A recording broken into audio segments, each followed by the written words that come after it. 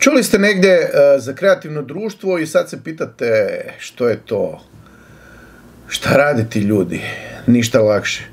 Lijepo otiđite na računalo, možete čak i to raditi na svom mobitelu, upišite creativesociety.com. Kao što vidite ovdje možete upisati ovo HR, onda će vas odvesti na stranice Hrvatske. Imate tu mogućnost odabira jezika, nema šta nema, koji jezik.